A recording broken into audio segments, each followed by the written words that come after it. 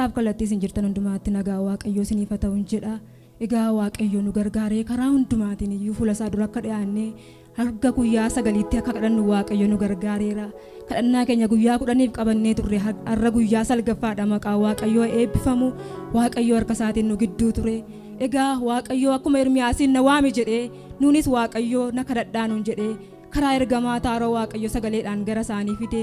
Waaqayyo na kadhadhaa nuun jedhee balbala kana nuuf banee maqaan isaa eebbifamu. Baay'ee kan namatti tolu Waaqayyo dhugumaan harka isaa sadinqiidhaan humna isaa sadinqiidhaan nu wajjiniin jira. Egaa gammachuu guutuu qabna. Waaqayyo ulfina isaatiin nu wajjiniin jira.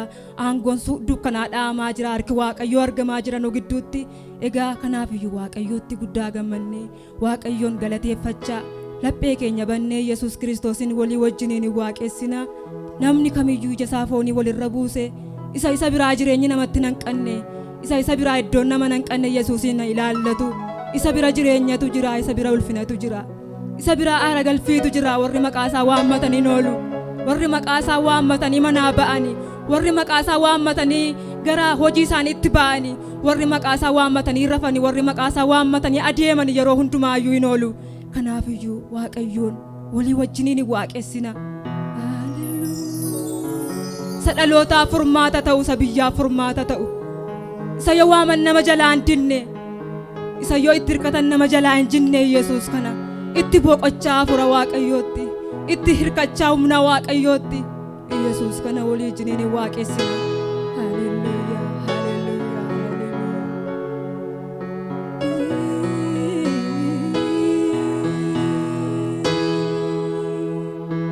Namni kamiyyuu Waaqayyoon haa yaadu. Jaalala Waaqayyoo haa yaadu. Furmaataaf samiirraa dhufte, namootaaf jireenya laatte, dhiiga kennu qulleessite.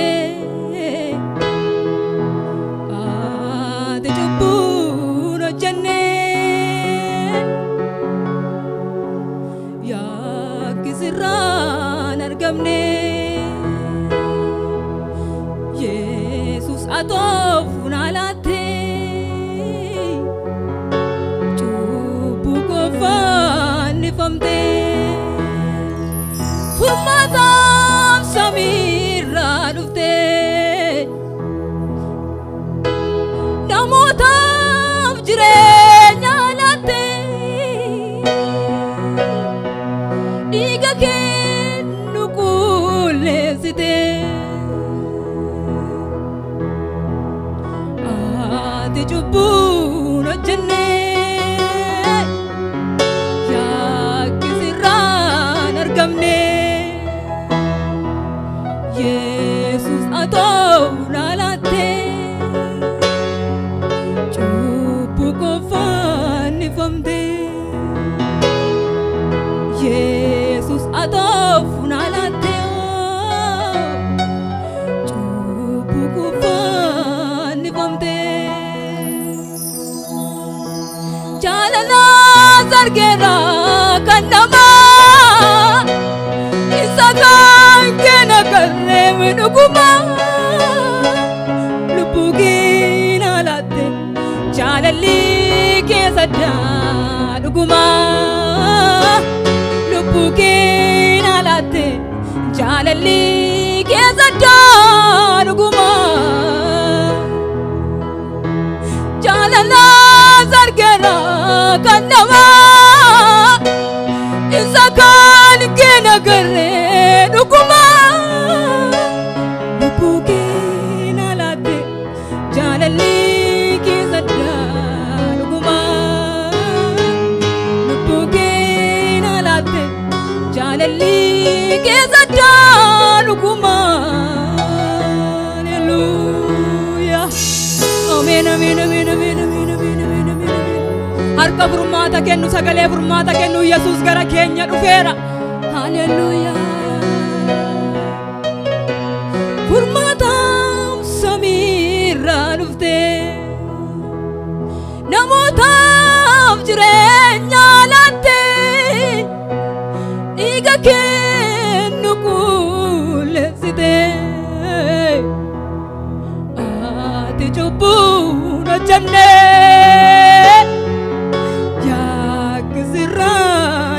qabne ati cubbuun hojjenne jedha Yesuus qulqulluudha. Ati cubbuun hojjenne yakki sirraan argamne Yesuus atoofu naa laatte cubbuu koo fannifamte jaalala sargira kan namaa isa kan keena garre gonkuma lubbuu keena laatte jaalalli keessa daa dhuguma lubbuu keena laatte jaalalli keessa daa dhuguma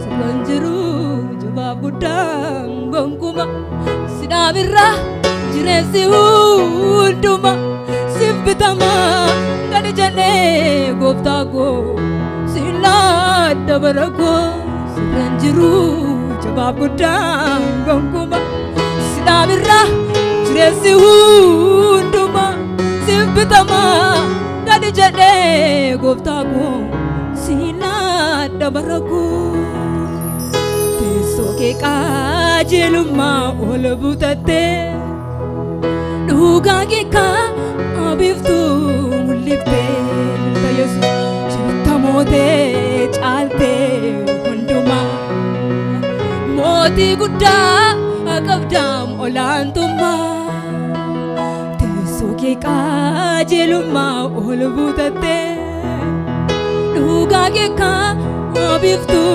mul'iftee jirta mootee caaltee hundumaa mootii guddaa qabdaam olaantummaa haleluuyaa hedduun ajaa'ibaa hojiin harka keetii danda'een callisuu nan himaa hundatti kan kaleessa hojii kee uturraa jeffadhu kanarraatu caalee gamaan dubbadhu kan kaleessa hojii kee uturraa jeffadhu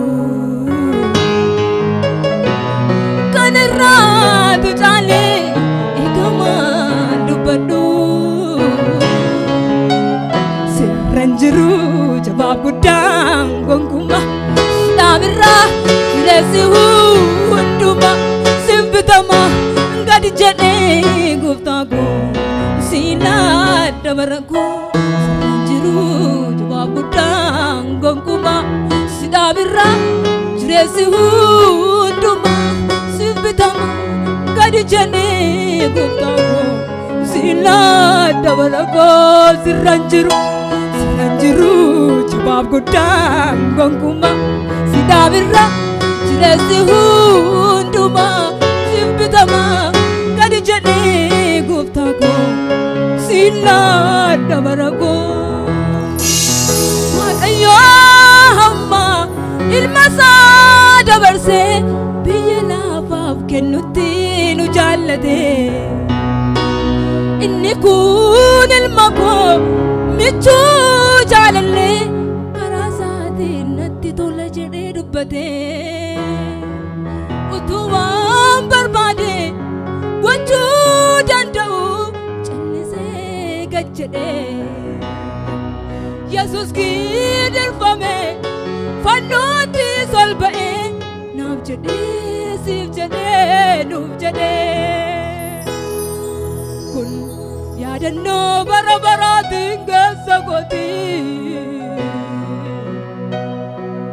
kun yaadannoo bara baraatiin keessa gootii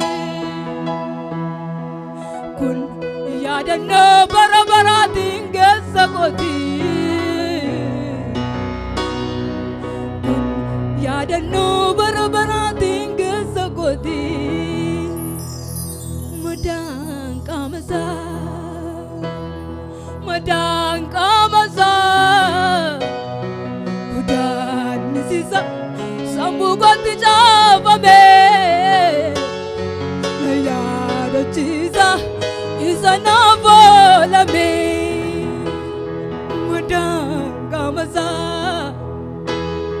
Madaka masa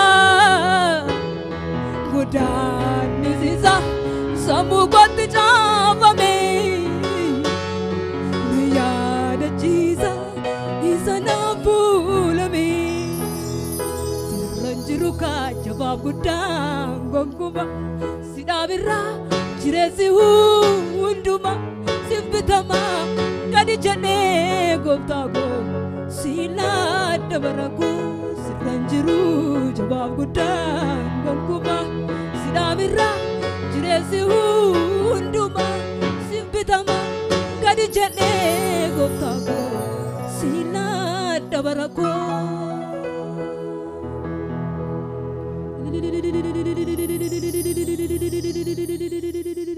Hallelujah. Namni kamiyyuu waaqayyotti boqochaa iddoo jiru ulfina waaqayyoo ol ka'ee walijjinii waaqayyoo waaqessina. Guddaan akka waaqayyoo hin jiru, jabaan akka waaqayyoo hin jiru. Hallelujah. Isatti yaaddoftu irratti waaqayyootu guddaadha. Rakkina kee irratti, dhukkuba kee irratti waaqayyoo qofatu guddaadha. Hallelujah. Namni kamiyyuu Yesuus Kiristoos irra jasaa kaatu inni ba'asaa ofirraa dhaba. Hallelujah. Amen, amen, amen, amen.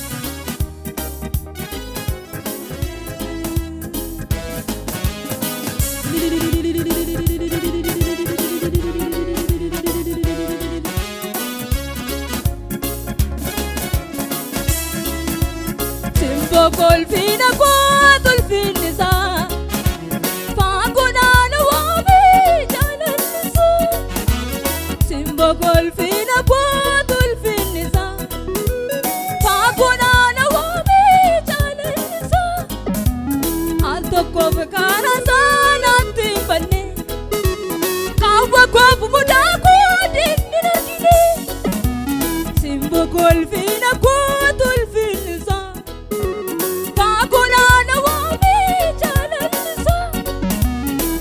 Toko vikara sana timpane Kawa kwafu mudaku dinina dine Itini ratin galanisa Itini ratin galanisa Yomu makasa na wedisa Itini ratin galanisa Itini ratin galanisa Yomu makasa na wedisa Itini ratin galanisa Itini ratin galanisa Yomu makasa na wedisa Simbo kolfina kwatul finisa Pagona na wabi galanisa Simbo kolfina kwatul finisa Pagona na wabi galanisa Asoko bikara kana timpane Kawa kwa mudaku dinina dine Itini ratin galanisa Itini ratin galanisa Yomu makasa na wedisa Itini ratin galanisa Itini ratin galanisa Yomu makasa na wedisa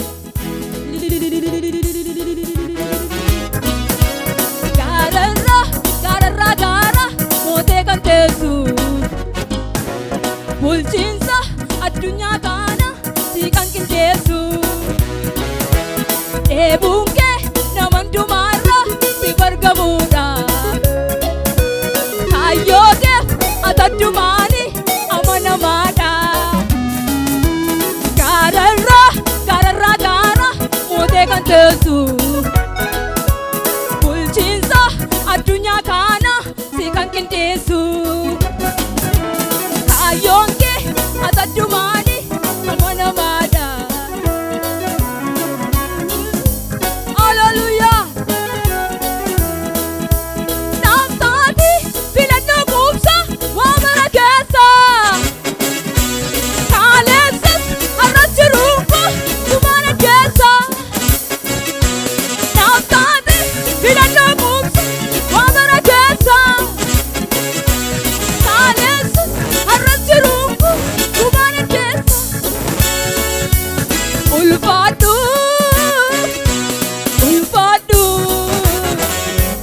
Ulfaadhu wate bichuuko mamalessa Ulfaadhu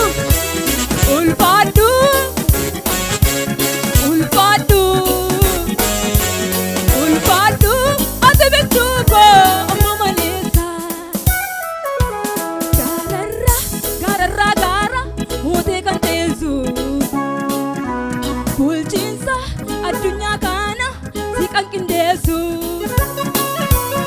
eebuunke nama hundumaarra si bargamuudha kaayyoonke addunyaani amanamaadha eebuunke nama hundumaarra si bargamuudha kaayyoonke amanamaadha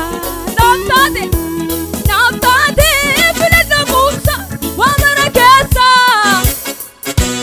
kaaleessas har'a jiruunku kumaan itteessa naaftaate filannoo kuusa waa mara keessa kaaleessas har'a jiruunku kumaan itteessa ulfaadhu ulfaadhu ulfaadhu ati bichuuko mawaleessa ulfaadhu ulfaadhu ulfaadhu ati bichuuko mawaleessa jaalala fannoorra isicha golgota isatiin aftaate indagaadhu goofta jaalala fannoorra isicha golgota isatiin aftaate indagaadhu goofta indagaadhu akkamiin indagaadhu akkamiin indagaadhu akkamiin jireenya kuusinni haleluuyaa amiin amiin amiin amiin amiin tinamantaatu isatti naaf taate abbaan namaan godhu isatti naaf goote ati namaan taatu isatti naaf taate abbaan namaan godhu isatti naaf goote kuda kuda bartee fannoo irratti duute kuda kuda bartee fannoo irratti duute haadha haadhaan oliiti matanaafoo haadha haadhaan oliiti matanaafoo abba abbaan oliiti matanaafoo abba abbaan oliiti matanaafoo dadhabee barbaade kan akka kee gooftaa dadhabee barbaade kan akka kee Yesuus dadhabee barbaade kan akka kee gooftaa eenyutu akka keetti cubbamaa jaallata dadhabee barbaade kan akka kee gooftaa dadhabee barbaade kan akka kee Yesuus dadhabee barbaade kan akka kee gooftaa eenyutu akka keetti cubbamaa jaallata. Haleluuyaa. Suuraa Waaqayyoo sinaa eebbisu.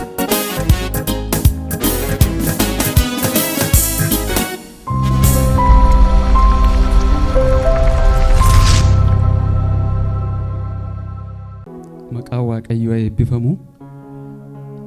Waaqayyo sinaa eebbisu. Obboleettiin nuuf faarfattee Waaqayyo ishee eebbisu.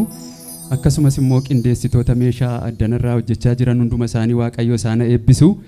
Egaa sagantaa keenya itti seenaa jirraa. Maqaan Waaqayyoo eebbifamu. Guyyaa gaafa 25 qabnee sagantaa hanga guyyaa har'aatti guyyaa salgaffaa isaatii waldaalattuu lakkoofsa tokko keessatti kan biyyaafis kadhatamaa jira. Maqaan Waaqayyoo eebbifamu. Waldaalattuu karaa obboleessa keenya appoostilii Taarikuu Shifarraa addanatti Waaqayyoo karaa isaanii ayyaana kana dibata kana Waaqayyoo dhalootaaf biyyaaf isaaniin dibee isaan kaasee isaan immoo sagantaa kana akka kanatti qindeessanii biyyaaf akka irratti kadhatamu isaan akka kanatti Waaqayyoo isaan gargaaree yaada kana isaan keessa bushee jaarsolii waldichaatii fi akkasuma hojjettoota waldichaa hundumaa wajjiniin qindeessanii irratti biyyaafis kadhatamaa jira. Egaa adaraa keessanii magaalaa Naqamtee keessa teessanii sagantaa kana ilaalaa daawwachaa dhaggeeffachaas warri jirtan biyya alaatiis akkuma kana biyya ambaarra teessanii sagantaa kana nu duukaa ordofaa warri jirtan Waaqayyoo kallattii hundumaa walumaan akka inni isin qaqqabu amanaatii irratti kadhadhaa nu duukaas immoo waaqeffadhaa isiniin jechaa jirra. Amma lallaba dheeraa hin qabnu har'a lallaba gabaabaa isaa qabadheenas ba'ee obboleessi keenya akkuma kana namni Waaqayyo yeroo dhalootaa fi baroota keessatti isaaniin dibee dhalootaaf isaan kaasee appoostil Taarikuu Shifarraanii as ba'anii dhukkubfattootaa fi bal'inatti hin kadhatu waan ta'eef ani immoo gabaabaa dhumattan sagalee Waaqayyoo xiqqoo ishee isinii hiraa maqaa Waaqayyoo eebbifamu. Yaa Waaqayyo gooftaa sagalee kanaa sin karadhaa maqaa Yesuus Kiristoosiin na keessa gortee obboloota kootti dubbachuun jaalala kee haa ta'u. Ani milikkitaaf anas ba'ee yaa Waaqayyo dubbii guddaa kan qabu si malee hin jiru maqaa Yesuus Kiristoosiin saba kanatti yaa Waaqayyo gooftaa galgala kana waan dubbachuu barbaadde galgala kana akkati itti dubbattu sin amanaa maqaa Yesuus Kiristoosiin saba kanatti dubbadhu.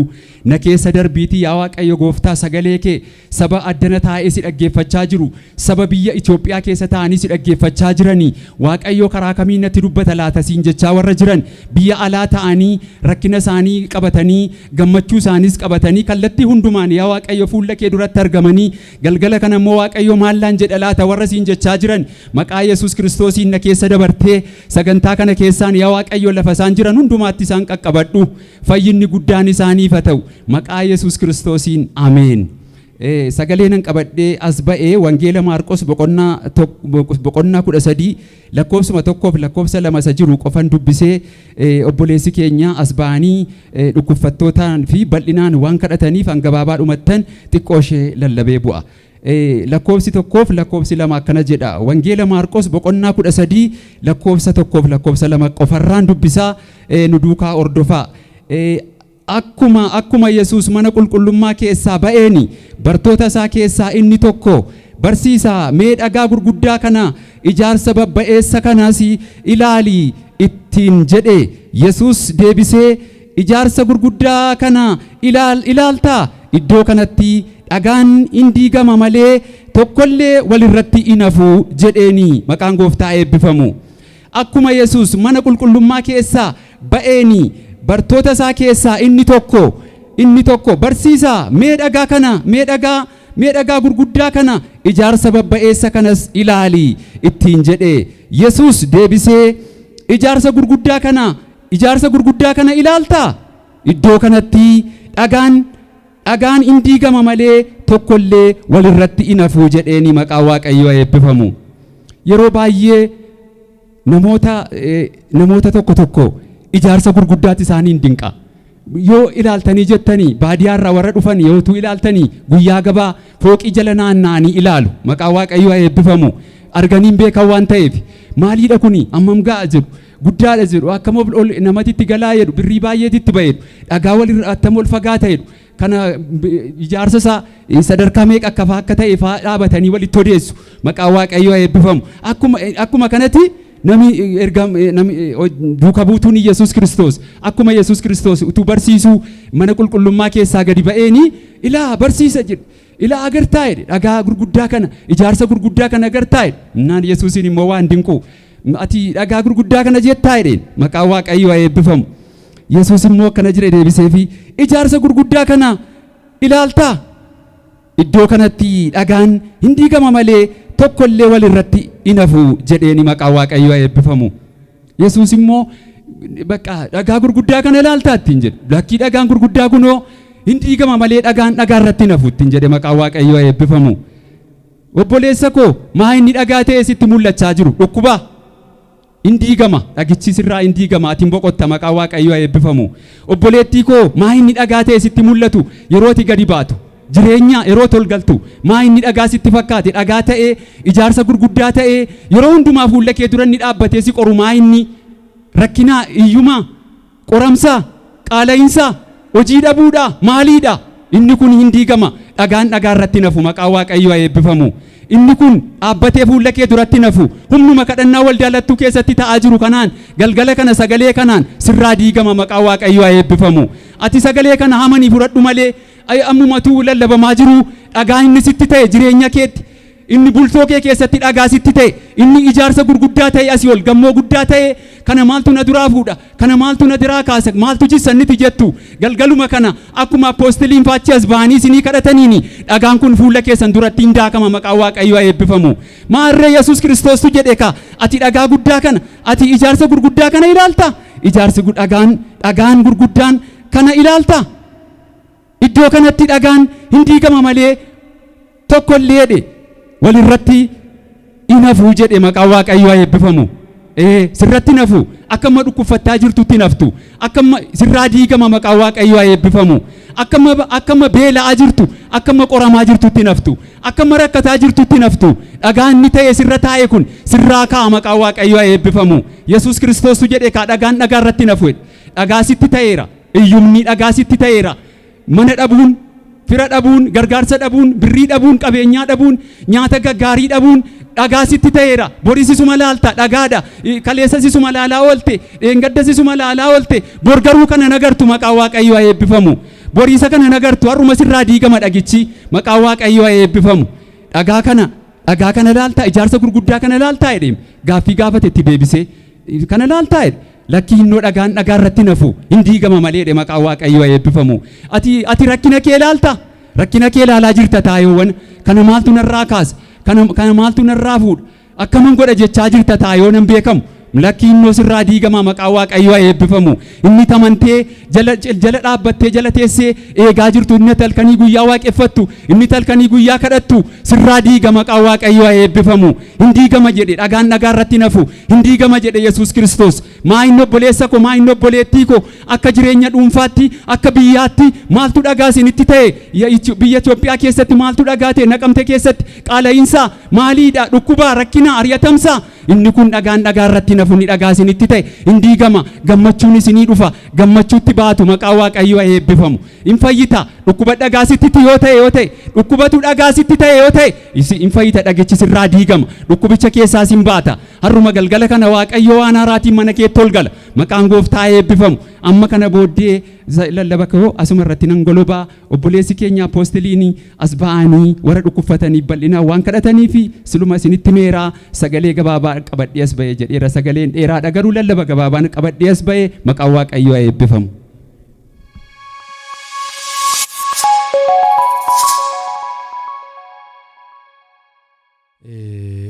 Nagaan isiniif haa baay'atu.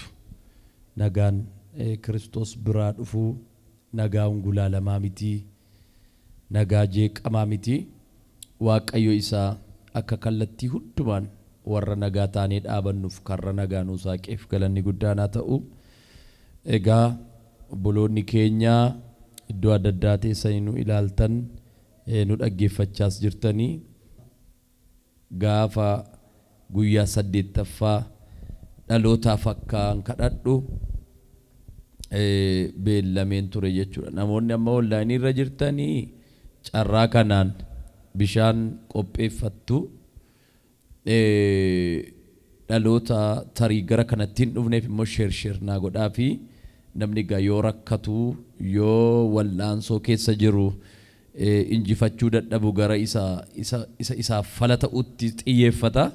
Galgala kana furmaata ta'a, si gargaara, si deeggara qaamnani jedhee si abdadhu. Waaqayyo lafa kanarra waan jiruu fi namoonni biyya hambaa teessanii nu daawwachaa jirtanii, biyya keessaas nu duukaa jirtan, namoonni onlaayiniidhaan nu hordofaa jirtan hundumti keessan bishaan qopheeffattu.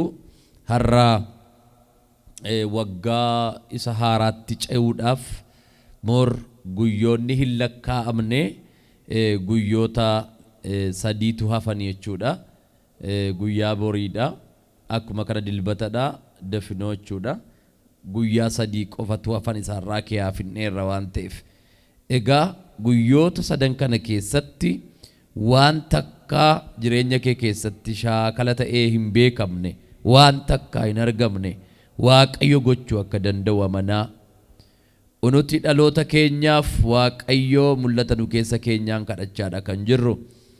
Kanaaf namoonni addana jirru humna gargaarsa Waaqayyo biraa arganneen yeroo ammaa kanatti jabina Gooftaan nu jabeessu jabaannee jirra. warri nu hordofaa jirtanis kana caalaatti ayyaanni Waaqayyo akka isin guutuu akka isin deeggaru abdiif amantaa Waaqayyo irraa qabna jechuudha. Kanaaf gara kadhata keenyaatti utuun hin darbin daqiiqaa muraasaaf laayiviin kan nu hordofaa jirtan hiriyoota keessan friends of friendiitti akkuma kana giruuppii adda addaa keessatti sheerii akka gootan maaliif lubbuun tokko lama yeroo fayyitu ergamoota Waaqayyootu itti gammada waan ta'eef hojii kanatti kanaaf daqiiqaa lamaan tokko sheer akka gootan jaalala Waaqayyootiin ani isin gaafadha. Warri sheer gootan Waaqayyo eebba jireenya gaarii mana keessanitti sheer isiniif haa godhu.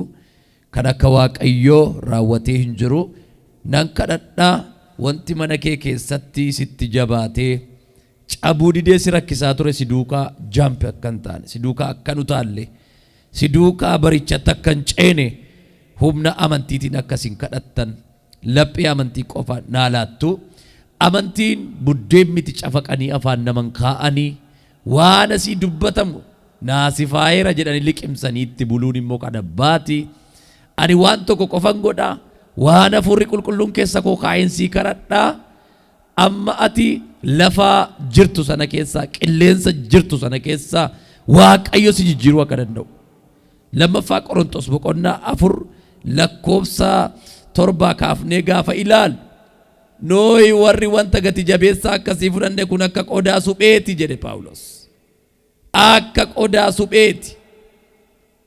Gaaruu kana eeguudhaaf humna gararraa kan keenya miti kan Waaqayyooti jedhe. Deeggarsa humna gararraa qabna nuti. Haalli nu cabsu, haalli haamilee keenya dha'u, humni keenya irraa nu nambisu, dandeettiin keenya irraa nu nambisu. Kanaaf galgala kana isa danda'uttan dabarsa faayila kee, isa danda'uttan dabarsa dhimma kee, isa hojjechuu danda'uttan dabarsa karoora kee, isa sirreessuu danda'uttan dabarsa. Onuti gatiin qabnu akka qodaa supheeti jedhe. Karaa baay'ee rakkannaa garuu badduun baanu hin ariyatamna hin gatamnu. Abdii kutanna garuu waan gochaa hin wallaallu lafaan nu dhawachitti nafnu jedha. Amma lakkoo 8tti achitti nafnu jedhe dhumarratti. Maaliif? Waaqayyo isa humna gararraa qabutu nu duuka jira waan ta'eef. Kanaaf amantiin na duuka kadhadhume amma. Gola yaaddoo adda addaa keessa teessanii jireenyi keessan siqiqiidhaan waggoonni 2-3 kan isin darban mata duree jijjiiramaa dhabdanii kan rakkattan namoonni wajjin kadhachaa jiru. Jilbeenfattanii kadhannaa dhaloonni guyyoota 8 darban keessatti dhuga baatii gurguddaa dhaga'aa kan jirru jilbeenfannee kadhannaa. Waaqayyo isa waan haaraa godhu isa seenaa jijjiiru isa hidhaa hiiku sanan sii kadhadha. Kaansariidhaan rakkachaa kan jirtu, HIVdhaan rakkachaa kan jirtu, akkuma kana kalee coggaarraa giffiiti sukkaara dhukkuba dugda nama nyaatu sammuu nama nyaatu maraatummaa adda addaa seexanni sammuutti si hidheettiin si gaadi'uu barbaadu hidhama jireenya keerra jiruun sirraa gadi deebisaa. Inni sirkatti dide Waaqayyo harkatti numa oowwaata. Mataan waan si rakkisee Waaqayyo harkatti hin to'atama hin qabama. Kanaaf galgala kana mul'ata Waaqayyo keessa koo kaa'eenan sirratti dubbadha. Hin fayyita hin fooyyofta utuu hin taane hin fooyyofta utuu hin taane fayyina dhugaa fayyita. Waaqayyotu miilla kee fayyinatti dira. Jireenya keetu fayya. Bultoo keetu fayya, gaa'ila keetu fayya, hojii keetu fayya, karoora keetu fayya, sagantaa keetu fayya. Bishaan harkatti qabadhaatii na duuka kadhadhaa isiniin jedheera. Obboloonni karaa adda addaa nu hordofaa jirtan bishaan harkatti qabadhaatii na duuka kadhadhaa isiniin jedheera. Biyaansi namoonni onlaayinii irra teessan carraa kana fayyadamaa dhibee garaa garaa kan qabdan. Maqaa gooftaa Yesus Kiristoosin yaa Waaqayyo ati araarsaadha, ati deeggaraadha, ati gargaaraa ilma namaati. Warri maqaa keetti amanan, warri si waammatan, warri si amanatan, warri maqaa kee waaman hin yeellaan, hin qaanaan, hin salphatan. Yeroo kana dhaloonni falanaa ta'a jedhanii sitti fiigan, falanaa ta'a jedhanii gara kee dhufan, deebii ga'aa qabatanii qilleensa yaaddoo isaanii keessaa ka'anii akka of arganiif yeroo kana nan kadhadha. Gola hambaa kan jiran, biyyoota adda addaa kan jiran, akkuma kanallee biyya keenya keessa ta'anii kan nu hordofan, maqaa gooftaa Yesuus Kiristoosiin galgala kana tolli gaarummaan kee, araarri kee, golboobii ulfina kee sanaadhaa dhaloota lafa lixaan qabu jedhee of yaadda'uuf hadiriiru. Ameen, ameen, ameen, ameen, ameen, ameen, ameen, ameen. Araarri kee hadiriiru, araarri kee hadiriiru, araarri kee hadiriiru, araarri kee hadiriiru. Ati namatti araaramnaan qilleensi keessatti kufanii ka'uu dadhaban hin jiru. Ka'uutu namaa ta'a, jijjiiramuutu namaa ta'a, haareeffamuutu namaa ta'a. Galgala kana nan dubbadha maqaa gooftaa Yesuus Kiristoosiin. Araarri kee saba keenyaaf hadiriiru. Onlaayinii irra ta'anii nu dhaggeeffachaa kan jiran, sa'aatii kanaa jalqabee bishaan isaan harkatti qabatanii jiran abiddatti jijjiireera, abiddatti jijjiireera, abiddatti jijjiireera. Bishaan kana dibeera, dibeera. Maqaa Yesuusiin humna isa du'a injifate sanaan jijjiireera bishaan kana. Haaleluyyaa. Dhugi bishaan si harka jiru kana amantiidhaan. Waaqayyo har'aa jalqabee gola yaaddoo kee isa mata cabiisitti ta'e san, isa sitti ulfaate san amma hin xaraga. Akka nama hartuudhaan saaphoyyee adda addaa mana keessa deemee xaraguutti, girgiddaatti xaraguutti akka gati waaqa rakkina kee daguugeessi keessaa gadi baasa. Gaaffii kee daguugeessi keessaa gadi baasa. Galgala kana hin furamta, si gargaara Waaqayyo. Humna maqaa isa du'a injifate sanaan sirratti waameera jabina Waaqayyo. Dandeettii Waaqayyo sii kadhadheera. Aangoo isaa sii kadhadheera. Fayyi maqaa Yesuusin. Fayyi maqaa Yesuusin. Seexanni dhukkuba sababa godhatee si fudhatee hin badin. Maraatummaa sitti ergee, caba sitti ergee si fudhatee hin badin. Waan keessa kee jiru daguugee gadi baaseera. Daguugee gadi baaseera. Daguugee gadi baaseera. Fayyisi fayyiseera. Fayyisi fayyiseera. Fayyisi fayyiseera. Fayyisi fayyiseera. Fayyisi fayyiseera. Fayyisi fayyiseera. Humna isa du'a injifate Yesuusin. Dhabii of keessa, dhabii of keessa. Coggaarra fakkaatee kan si lolu, kalee fakkaatee kan si lolu, karaa adda addaa kan si lolu, paralaayiziin godha kan jedhu, sammuu na doocha kan jedhu, dugdan cabsa kan jedhu, nan naaffisa kan jedhu, ifadheera, ifadheera, ifadheera, ifadheera, ifadheera, ifadheera. Fayyisii kadhadheera. Fayyi maqaa isa du'a injifateen. Fayyi maqaa Yesuusin. Fayyi maqaa Yesuusin. Fayyi maqaa Yesuusin. Humna fayyinaa ilaama of keetti agarta. Jijjiirama guddaa of keetti agarta. Isa si gargaarutu dhufa. Isa si deeggarutu dhufa. Isa si hirkisutu dhufa. Isa si fayyisutu dhufa. Si fayyisa Waaqayyo. Si fayyisa Waaqayyo. Lafa si dhukkuburraati maqaa Yesuusin milikkita guddaadhaan, milikkita guddaadhaan yuutuubiidhaan kan na ilaalaa jirtu, na dhaggeeffachaa jirtu kun fayyisi fayyiseera. Feesbuukiin na dhaggeeffachaa kan jirtu fayyi maqaa Yesuusin. Fayyi maqaa Yesuusin. Fayyi maqaa Yesuusin. Fayyi maqaa Yesuusin. Dhabii of keessaa rakkina kee, dhukkuba kee calaaseera, calaaseera, calaaseera, calaaseera. Galagaltee dhabdaddoo isaati. Galagaltee dhabdaddoo isaati. Amma jalqabee humna isa du'a injifate Yesuus Kiristoosiin abjuu kee jijjiireera.